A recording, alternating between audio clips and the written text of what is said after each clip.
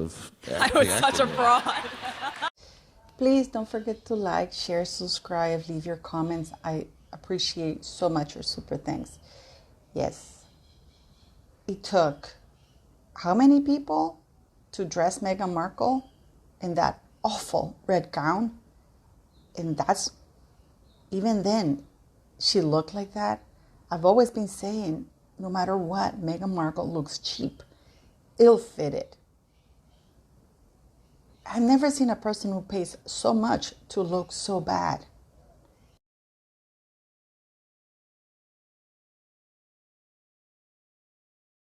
This is another thing with Oprah and Meghan Markle. Meghan sat in that interview. It wasn't even an interview. It was Oprah said, here is my platform. Go nuts insulting everybody that you want to insult. Be as slanderous as you want to be. And we're both going to get away without really saying it. Because that's what it was. For example, the race thing, when Oprah says, so were they being racist to you? Oprah, and what did Meghan say? If that's what you're assuming, or if that's what your assumption is, why did they use the word assumption? Because they don't want to use the word statement. Because statements carry lawsuits. So it's your assumptions, which is very cowardly. Good morning, beautiful people. I hope you're all well. I posted that video over a year ago. This is why I urge you, to go check my early videos, because I call out Harry and Meghan leaving, having planned it, doing the Netflix documentary, because I did have inside information. But not only that, it was obvious to anybody who was seeing that. You know, when I watched the wedding, I watched part of it because to tell the truth, I couldn't be bothered. I really did not like the woman.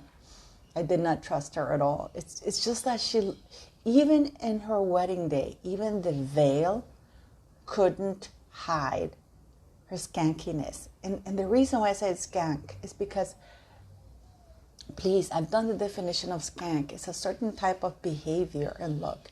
Meghan Markle, no matter what, always looks dirty. Like, yeah, there's something about her that comes across as filthy, and not in a good way, you know, oh, you're filthy. No, not in a good way. And then this is why I did that video.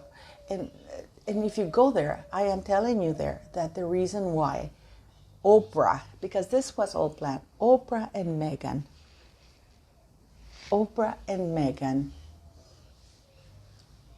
planned this in such a way that they weren't using the word racist, but anybody watching all over the world. And the thing is, it was implied, heavily implied. What? Because this is why Harry, he thinks he's clever. You know, when he's doing that interview in Tom Bradby and he aggressively goes, racist. No, he didn't. It's like daring him. And he thinks, and he smirks a little bit. He thinks it's got one over the entire world because man never said racist. Yes.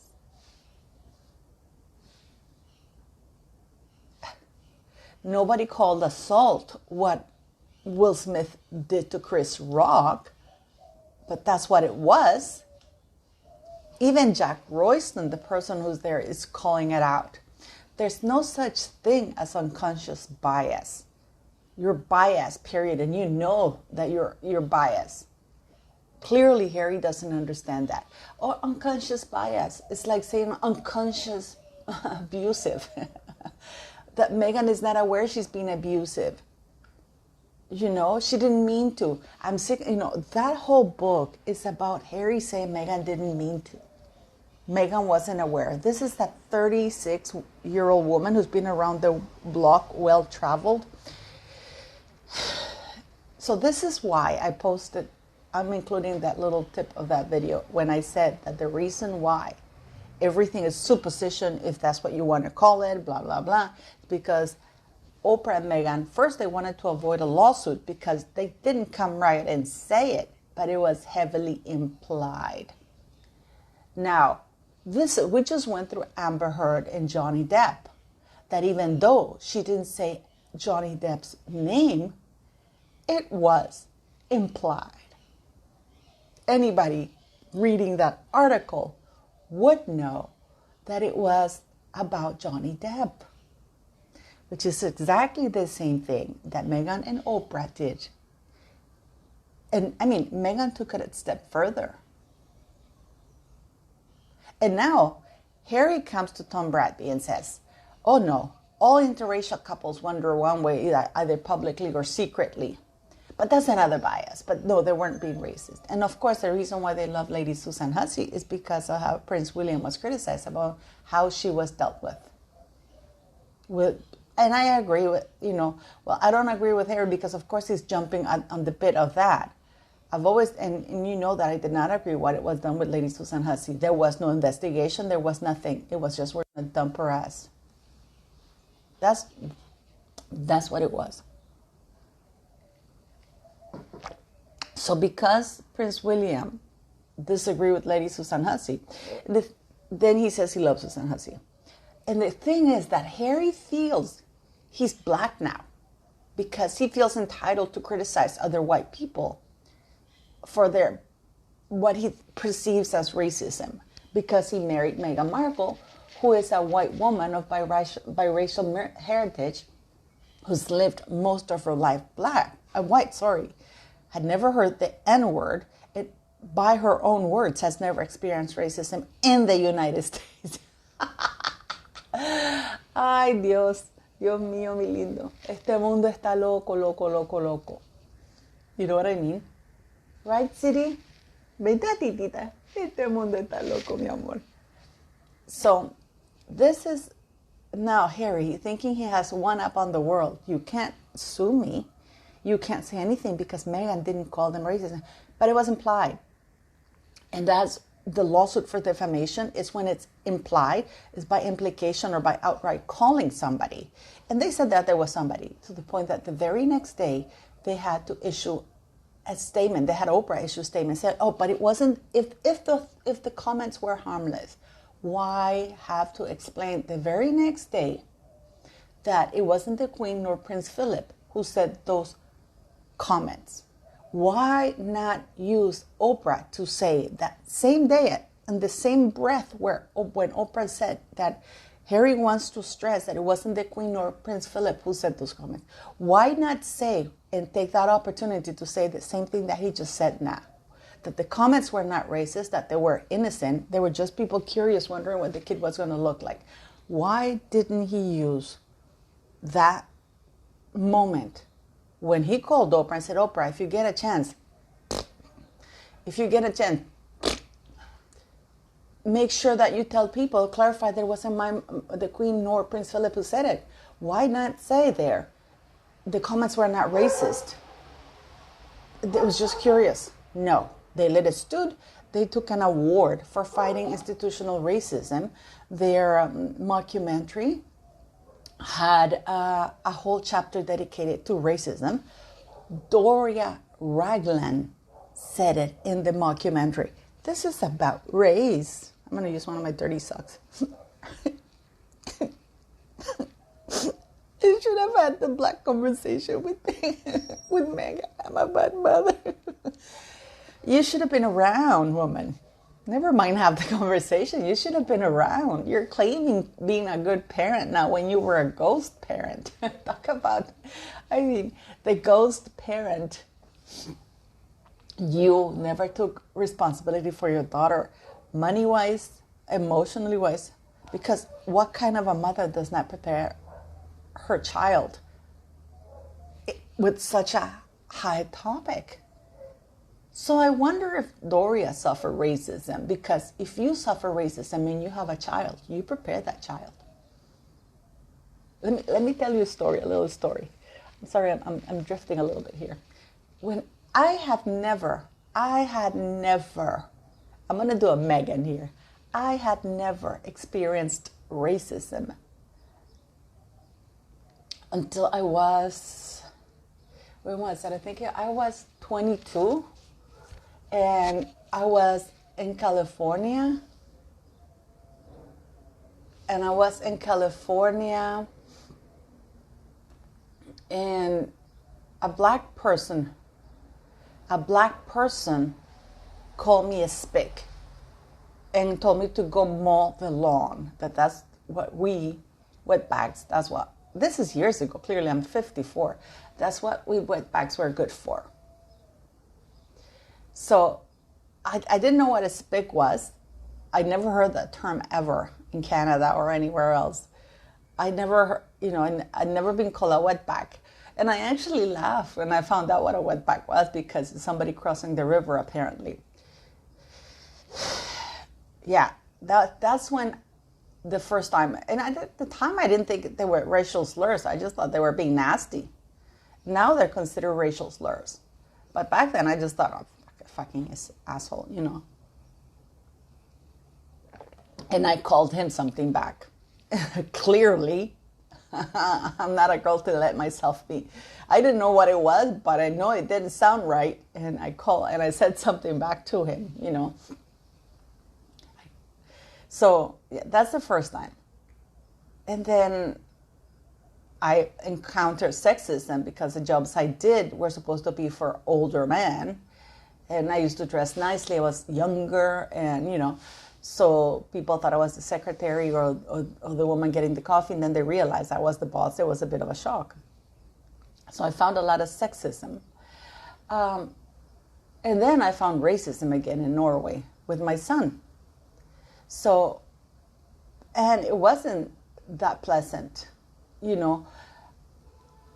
I never found any racism in the United Kingdom, and I lived in Richmond. Anybody who knows London, you know that Richmond is a very fortunate area, right by the Thames. And then I lived in Hampstead Heath.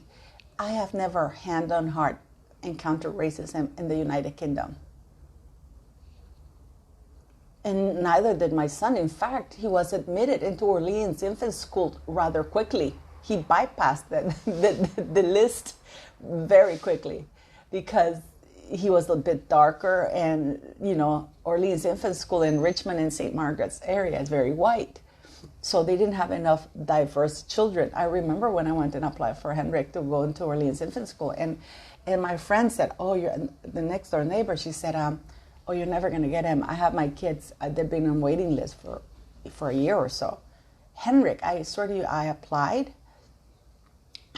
Within, I got a letter and saying that Henrik had been accepted to reception. Yeah. And I showed it to my friend, and she was, how did you? And of course the school needed, there was a Chinese boy or an Asian boy, Felix, who was my friend's other boy, because she had dated a Brazilian, a black Brazilian, and Felix was a bit darker, and Henrik. So I was glad. And he was treated nothing but love and respect. I never really encountered any racism in England. I wish, I don't understand what the hell Meghan is talking about until she got to the United Kingdom. Is it that when she got to the United Kingdom, she was faced with so many black people around her? Because she never surrounded herself with black people, ever. White friends, white sorority, white husbands. Got to Toronto, an incredibly diverse place. White friends. Again, does she say that she was aware of her race? First, she made it about race. Doria told her to make her about race because that's where they saw the money, and that was their get out of the palace card. So now Meghan says, yes, it was about race. No. I think it was the first time she was forced, and I use the word forced, because it wouldn't be out of the goodness of her heart that she would hang around with black people or people of other races. To hang around with black people. And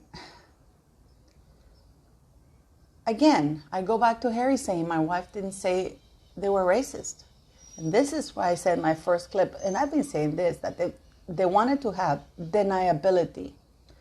Deny, but Meghan never said racist. It was implied.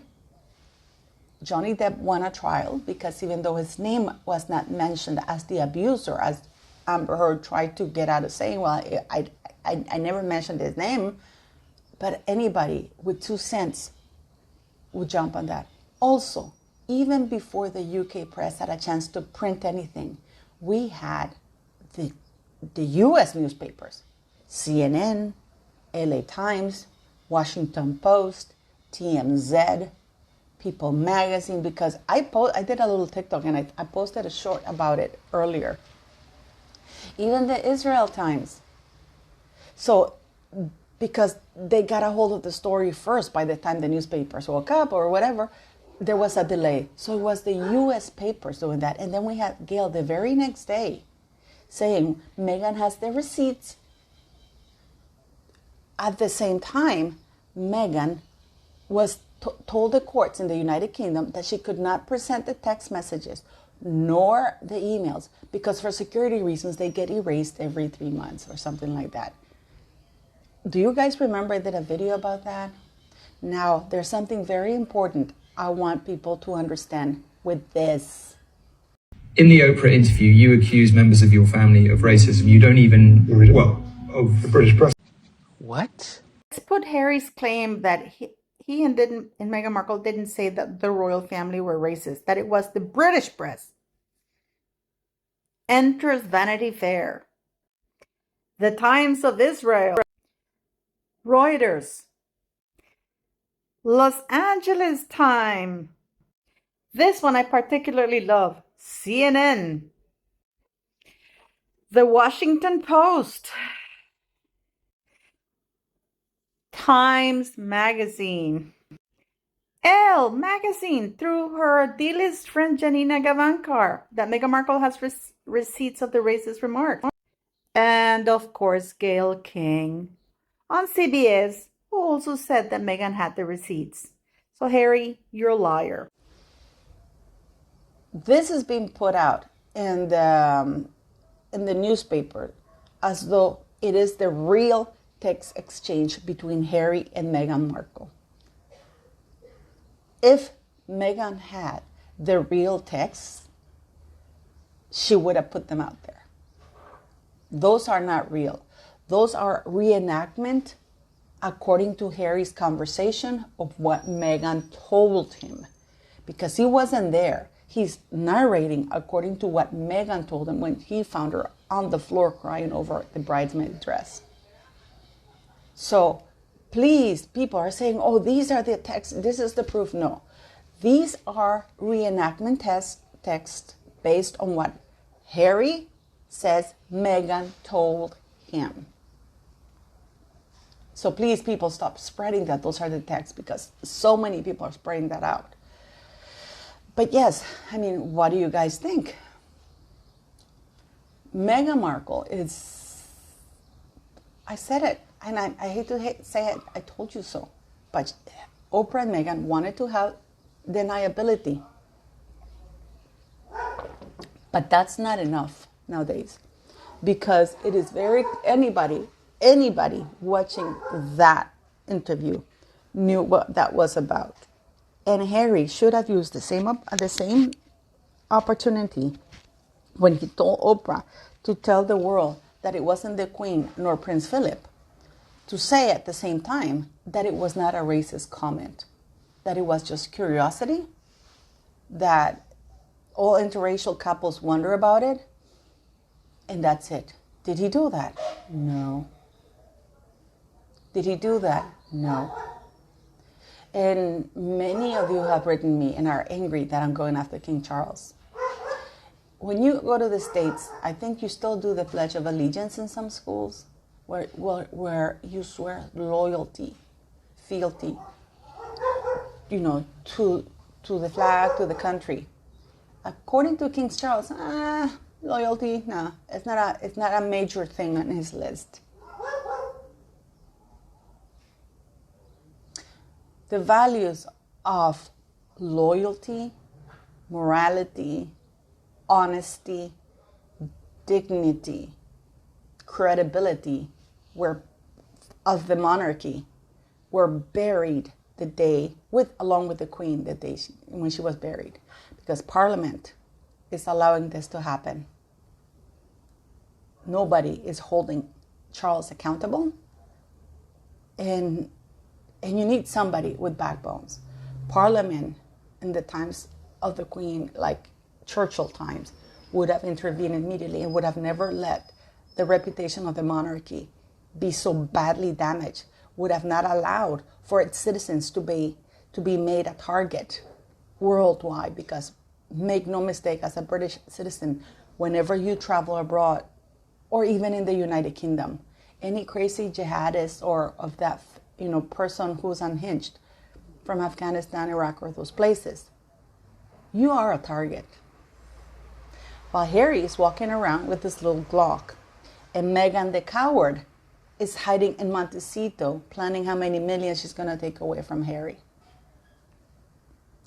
And what really upsets me is that we didn't get a picture of the beautiful Princess of Wales, because she probably is very upset and hurt. Please leave me your comments.